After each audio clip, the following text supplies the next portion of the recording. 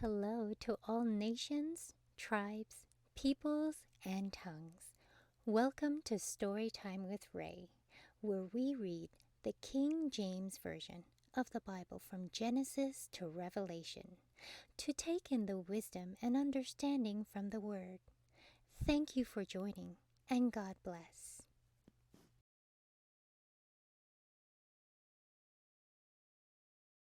Job Chapter 39. Knowest thou the time when the wild goats of the rock bring forth? Or canst thou mark when the hinds do calve? Canst thou number the months that they fulfill? Or knowest thou the time when they bring forth? They bow themselves, they bring forth their young ones, they cast out their sorrows. Their young ones are in good liking, they grow up with corn, they go forth and return not unto them. Who hath sent out the wild ass free? Or who hath loosed the bands of the wild ass? Whose house I have made the wilderness, and the barren land his dwellings. He scorneth the multitude of the city, neither regardeth he the crying of the driver. The range of the mountains is his pasture, and he searcheth after every green thing. Will the unicorne be willing to serve thee, or abide by thy crib? Canst thou bind the unicorne with his band in the furrow, or will he harrow the valleys after thee?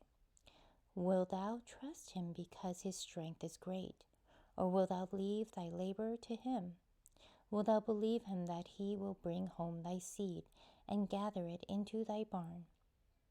Gavest thou the goodly wings unto the peacocks, or wings and feathers unto the ostrich?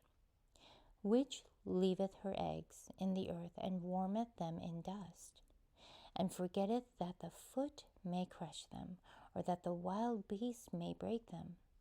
She is hardened against her young ones, as though they were not hers.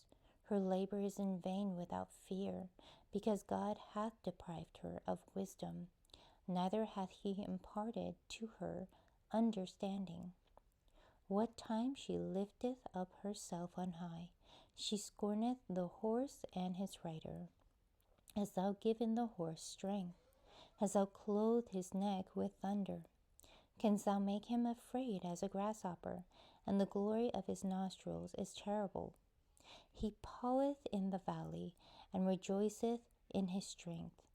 He goeth on to meet the armed men, and mocketh at fear, and is not affrighted, neither turneth he back from the sword. The quiver rattleth against him, the glittering spear and the shield.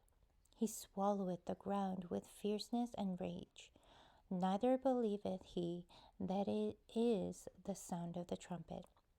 He saith among the trumpets, Ha, ha, and smelleth the battle afar off, the thunder of the captains and the shouting. Doth the hawk fly by the wisdom and stretch her wings toward the south? Doth the eagle mount up at thy command, and make her nest on high? She dwelleth and abideth on the rock, on the crag of the rock, and the strong place. From thence she seeketh the prey, and her eyes behold afar off. Her young ones also suck up blood, and where the slain are, there is he.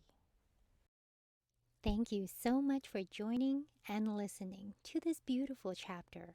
I highly recommend it as a personal read. Please join me on the next chapter as we dive in deeper into the Word. If you do love the Word as much as I do, express so by liking, sharing the Word with your loved ones, and even subscribing. And may the Lord bless you each and every day.